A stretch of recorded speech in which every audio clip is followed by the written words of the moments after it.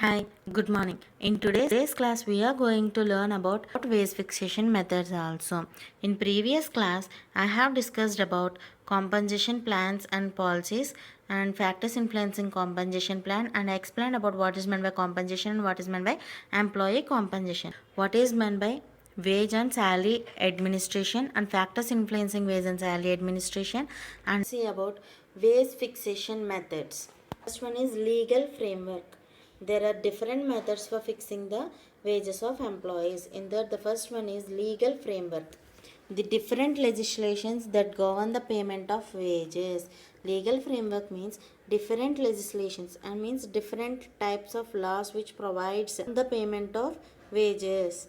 In that, the first one is Payment of Wages Act 1936. The purpose of the act is to ensure regular and prompt payment of wages and to prevent exploitation of the earner by prohibiting unauthorized fines and deductions. According to Payment of Wages Act 1936, the main purpose of this act is to ensure regular and prompt payment of wages అంటే రెగ్యులర్గా wages అనేవి ఇవ్వడానికి payment of wages act 1936 అనేది ఉపయోగపడుతుంది.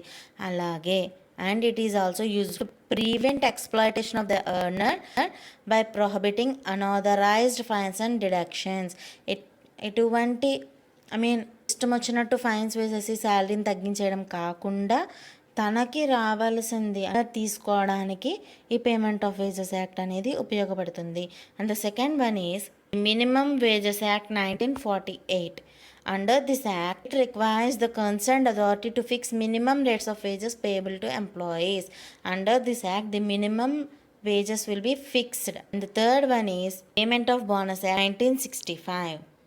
This act is for payment of bonus to persons employed in certain establishment. This act is for payment of bonus to persons employed in certain establishment. According to the Payment of Bonus Act 1965, an employee will get the payment of bonus. And the last one is the Equal Remuneration Act 1976. The main objective is to provide equal remuneration to men and women engaged in same or similar work. It stipulates stringent punishments for contraventions of the Act's provisions. Under this Act, both men and women who are working under same category and same similar work will get the same pay according to the Equal Remuneration Act 1976. And the second wage fixation method is unilateral pay fixation. Majority of the wages in the unorganized sector is unilaterally determined by the management. Workers in most cases get less than the minimum wages and benefits stipulated under law, but also have to face discrimination and benefits one set of workers from another. Unilateral pay fixation means some of the unorganized sectors will follow this unilateral pay fixation.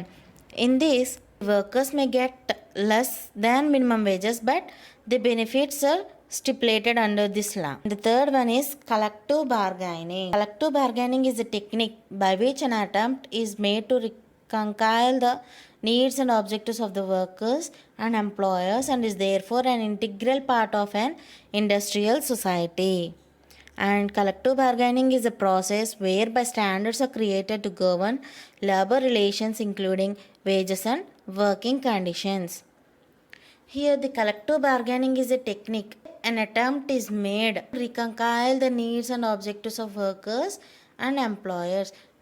ఈ collective బార్గెనింగ్లో ఉన్న main technique ఏంటి అంటే ఒక ఎంప్లాయీకి ఉన్న needs అలాగే objectives అనేవి అలాగే ఎంప్లాయర్కి ఉండే నీడ్ అండ్ ఆబ్జెక్టివ్స్ అనేవి కలిసి మాట్లాడుకోవడం is having an integral part of an industrial society. Both employer and employees will talk about their needs and objectives in this collective bargaining process, and they will govern some labor relations including wages and working conditions. This is one of the type of one of the wage fixation methods.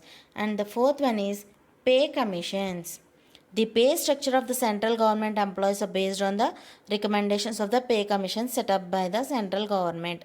Basically, the government employees will get their pay structure, it is totally based on, means the pay structure of the government employee is determined by the pay commissions which are set up by the central government, as well as the state governments also follow the recommendations of the pay commissions, and few other states have set up their own pay commissions. అంటే government setup చేసుకున్న pay commissions ఎంత pay structure అయితే చేస్తుందో the government employees will get that pay structure. That is about pay commissions. And the fifth one is wage boards. Primary function is to determine the wages payable to the employees. Wage boards are the main function of wage board is to determine the wages payable to the employees. Employeesకి ఎంత veg ఇవ్వాలి అని determine చేస్తుంది. First wage board was set up by the government in 1957. The first wage board was set up by the government in 1957 in the cotton industry, cotton textile industry. This is about wage boards. And the sixth one is job evaluation. This evaluation is an orderly and systematic technique which aims at determining the relative worth of jobs. Once the worth of jobs are determined, it becomes easier to fix the wage structure that is fair and equitable. It can also be stated as formal system of determining the base compensation of jobs. Job evaluation means it is a basic systematic technique. ఈ job evaluation use చేసి how the job is worthy, ఈ జాబ్కి ఎంతవరకు మనం pay చేయొచ్చు అనేది జాబ్ని evaluate చేసి ఆ జాబ్కి తగ్గ వేజ్ అనేది లేదా కాంపన్సేషన్ అనేది డిటర్మైన్ చేయొచ్చు. And the last but not least is arbitration and adjudication. Collective bargaining and conciliation attempts to fail to resolve a dispute between the labor and management. The cases are decided through voluntary arbitration or compulsory adjudication. Here, arbitration and adjudication means when collective bargaining and conciliation attempts fail to resolve a dispute between the labor and management, the cases are decided through voluntary arbitration. ఒకవేళ collective bargaining ద్వారా కానీ ఎంప్లాయర్స్కి అలాగే ఎంప్లాయీస్కి మధ్య disputes అనేవి తొలగకపోతే అప్పుడు voluntary arbitration లేదా compulsory ఎడ్యుడికేషన్ ద్వారా ఆ ప్రాబ్లమ్స్ లేదా ఆ డిస్ప్యూట్స్ లేదా డిఫరెన్సెస్ని రిమూవ్ చేస్తారు, తగ్గిస్తారు. This is about wage fixation methods. One is about factors influencing wage and salary determination. What are the factors are going to influence wage and salary administration? First one is firm's ability to. One of the principal considerations that weigh with the management in fixing the salary levels is its ability to pay.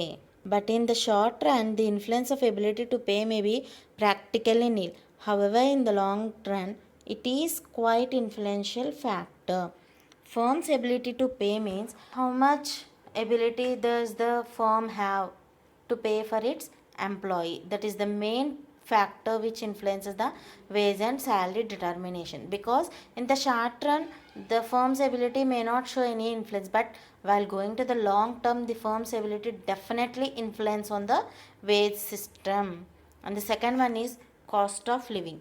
Based on the cost of living only the wage is determined. Because example we can take the geographical differences, which means let's take two places like in the same country. Let's have a look over the two places.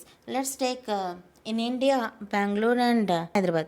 Based on these two different states or different places, let's have compared to Bangalore and Hyderabad salaries, the Bangalore salaries will be more because there the cost of living is more than the cost of living is happening in the Hyderabad. So based on the cost of living, which means the employee must satisfy his basic needs. Based on that, the organization will determine a basic salary. And the third one is government legislations. According to government legislation, the wage will be determined. Some of the wage fixation acts are Payment of Wages Act 1936 and Minimum Wages Act 1948. And the fourth one is trade unions.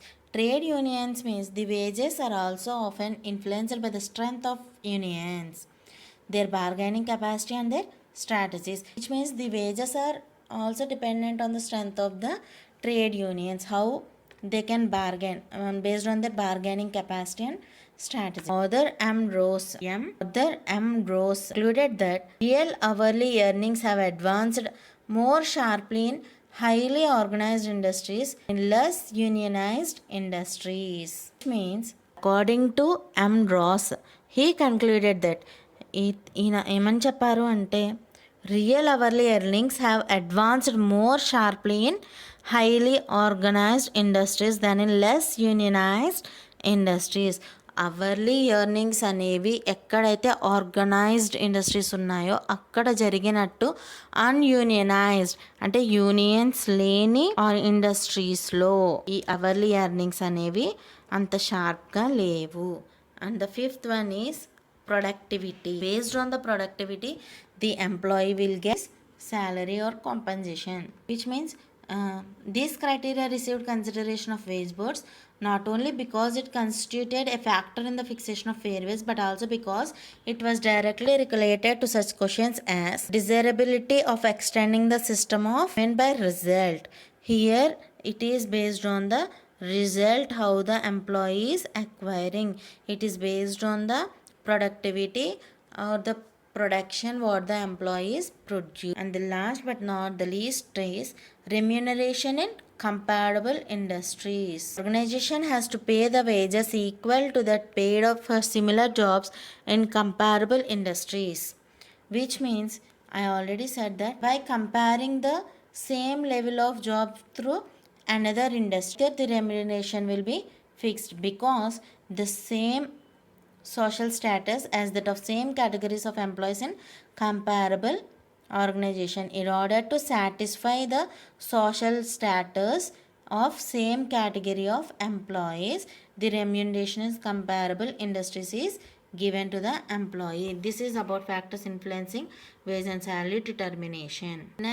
Now we are going to say about factors influencing compensation policy. What are the factors influencing compensation policy are internal business factors, which means it is totally dependent upon the organization itself. How the business factors are influencing the compensation policy, how the organization, which means these are the policies by the organization itself. And second one is purchasing power and prosperity of an organization. And third one is social factors. These are the factors influencing compensation policy. In order to determine a compensation policy, internal business factors, purchasing power and prosperity of an organization, and social factors. Social factors means, as we discussed in the above or in the above, means based on the cost of living or based on the same cadre employee in another other organization what he is getting. Based on all these factors, the compensation policies will be influenced. And what are the compensation policies means? General salary policy, this is nothing but basic salary. And base compensation, how the employee is getting his base compensation. And minimum pay, there is holiday pay, overtime pay, shift gap, etc. will get in minimum pay. The fourth one is merit increase. This is totally based on performance. If the performance is increased, the salary will be increased. And the fifth one is promotions. Based on our performance only, the employee will get promotions. And the sixth one is benefits like getting house rent allowances, travel allowances, daily allowances, etc. This is about factors influencing compensation policy. We are having some frequently asked questions in unit 1. Let's see what are those means.